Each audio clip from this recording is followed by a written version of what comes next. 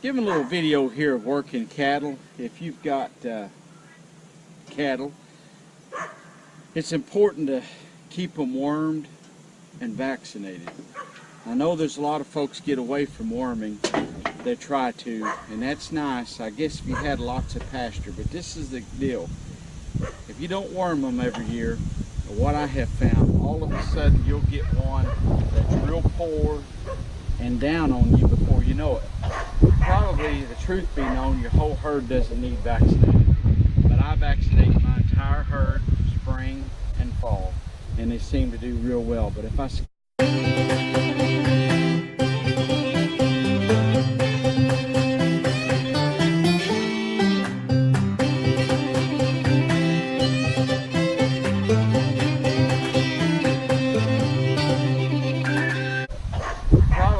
truth be known, your whole herd doesn't need vaccinated. But I vaccinate my entire herd spring and fall, and they seem to do real well. But if I skip a season, sometimes because of weather, health issues, whatever may come up, maybe I have to skip spring or fall. But it seems like I'll get a few that will get poor. And if they're poor, they won't breed back. If they're poor and they're got a calf sucking, that calf will not do as well. The mama don't do as well. You want that mama to raise plenty of, give plenty of milk for that nursing baby, and you want everything to be as healthy as it can be. In the summer, excuse me, in the summer, if they have a slick coat, that generally means that it's real slick. They're usually pretty good. And that's going to be your best animals. But if you got one with a hairy coat, means that they got issues. So check your cows, but I would worm everything. Just go ahead. It doesn't cost that much to worm them. Now, I'm using Cedar today, injectable. They make porons, they're injectables, all different kinds. What I kind of do is rotate from one year to the other. And I want to make sure that's what I got this year with Cedar.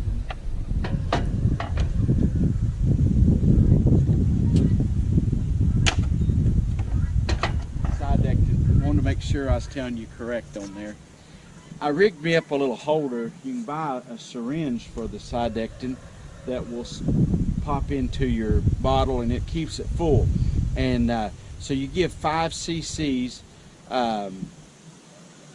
for every 500 pounds. So say a 1,000-pound animal, you would give 2. Mine's set for 5 cc's at a time, so it will give that dosage, 10 of them, milliliter, I'm sorry. 5 each time. So if I had a 1,000-pound animal, I'd give it 2 shots. These here are kind of in between, so I'll probably go about halfway on the second shot. It also does a lot of other things. It helps with external parasites like ticks and lice and things like that.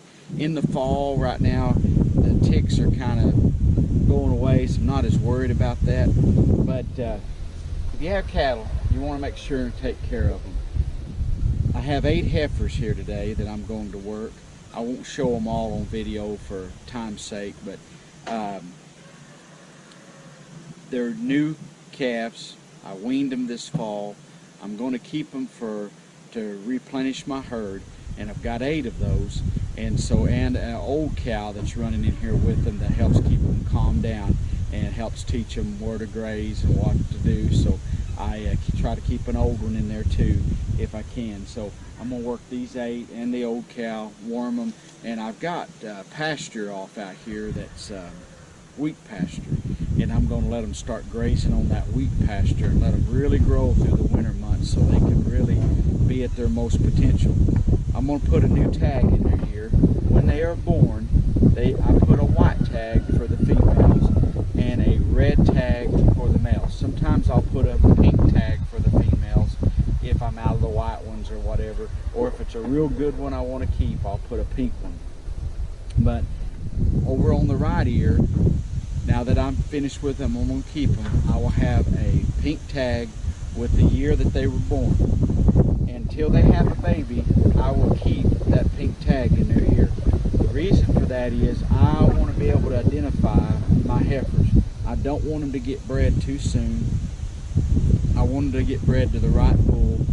I'm real picky over that. So they'll have a for sure tag that will stay with them for the rest of their life. Now I'll put one in, take the white tag out that they had when they was a baby, and I'll put a blue tag back in that hole that will have my name and their number on it of what cow they're going to be. And then on the right ear we'll have a pink tag with the number 18 for 2018 in that. And now once they calve, I'll take that out because they're no longer considered a heifer. They're a first calf mama, and they get different treatment too. But I watch my calves. So these here were born January of 2018 through May of 2018. So now they'll be kept separate. They'll be given special treatment because they're growing. They need all the energy and stuff they can get. They need to stay fat.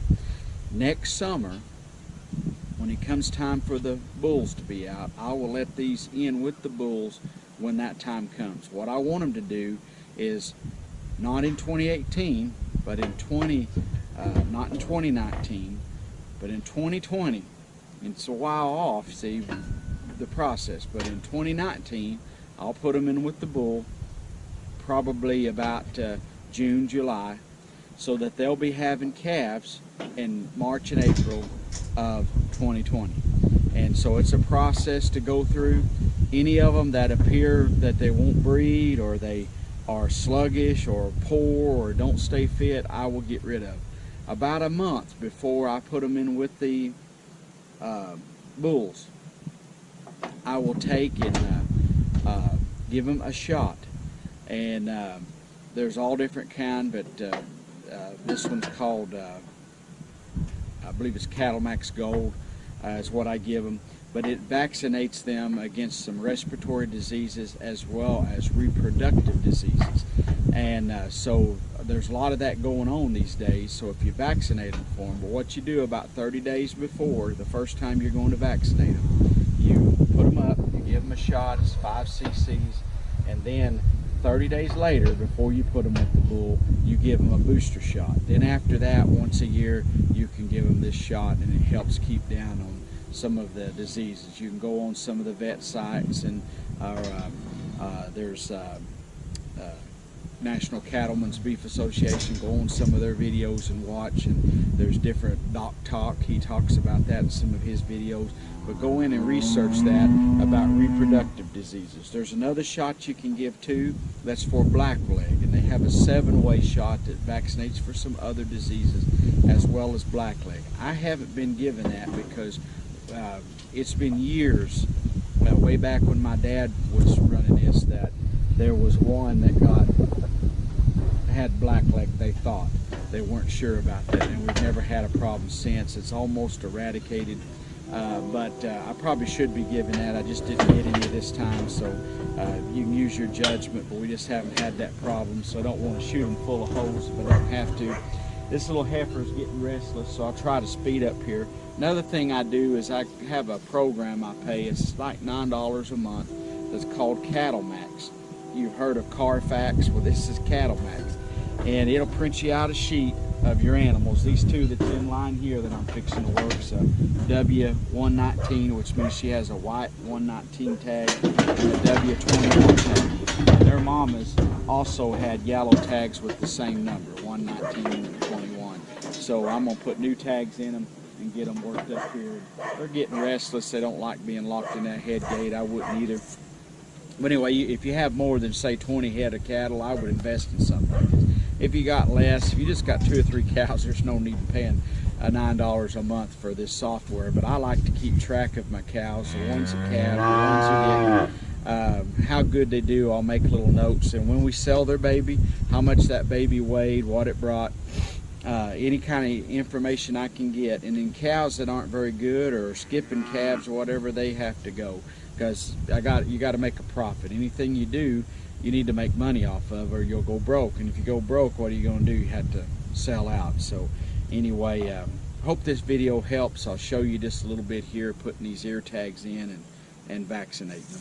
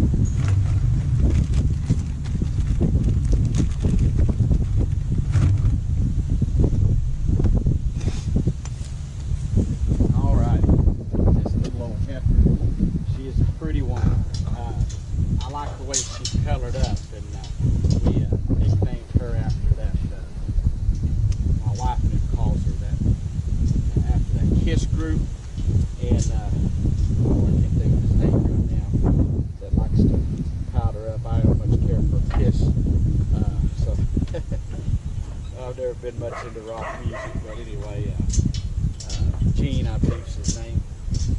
So that's what they were going to name. I think this is Gene, whatever his name was. What I do is try to reuse the same hole, and then you're not hurting them any. And this one's going to get a 800 tag in her ear.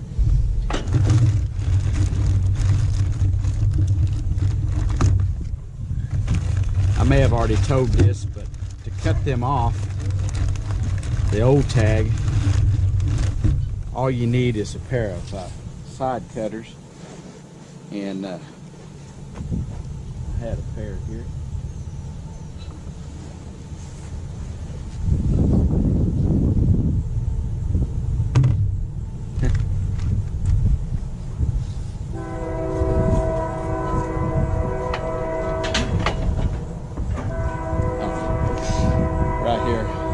Watch the video to see where I put it at.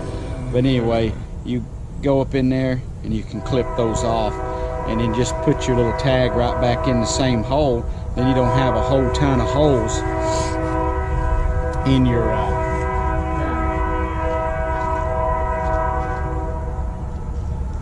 Another thing I do, I'll just show you why I change those tags out, is this here cow, her number was 119.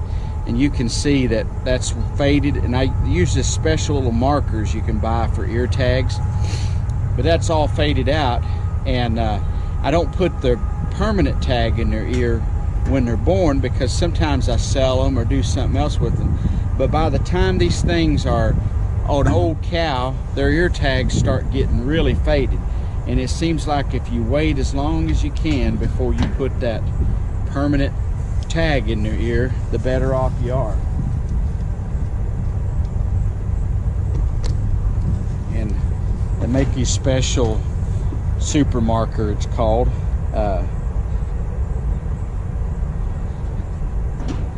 Anyway, I put the year 18 in there, and that'll let me know that this cow was born in 18. I'll keep track of her, and once she calves, I'll take this pink tag off of her.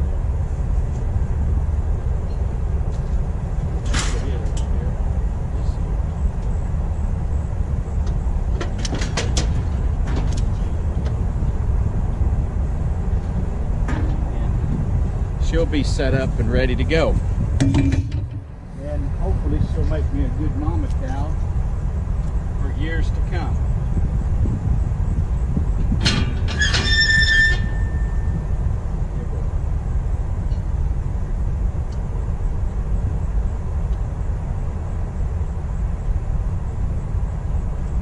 Sure I got this set right. It's got a little window here that tells you, so it's got 5 set there.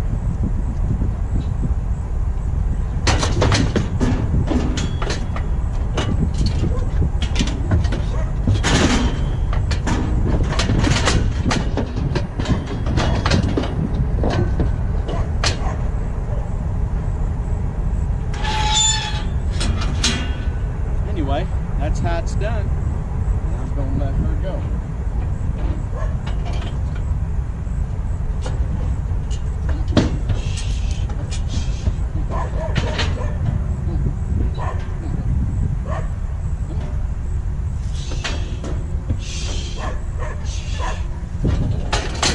sometimes after they've gone like that, they don't want to. So I'll let her go out like this.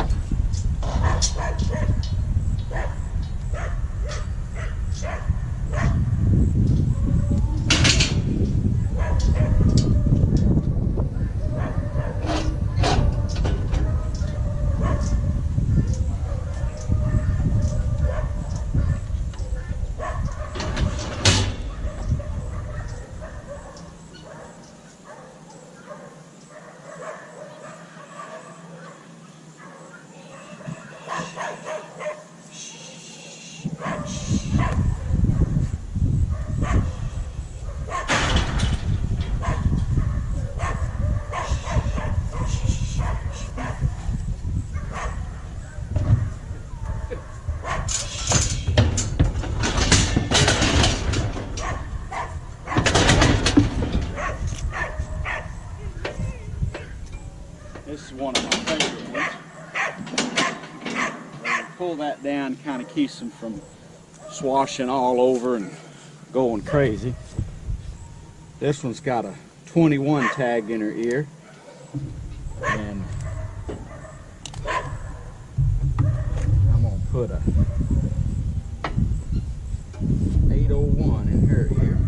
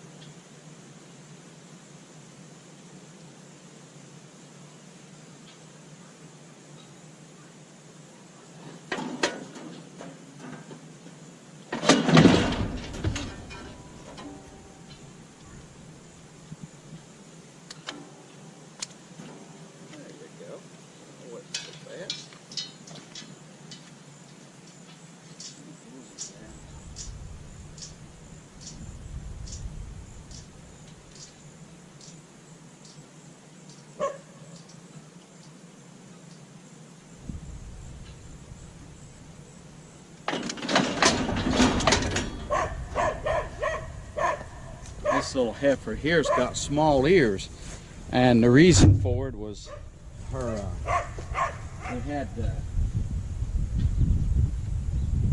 bad weather when she was born, and the frostbite got part of her ears off there. But she's turned out pretty anyway.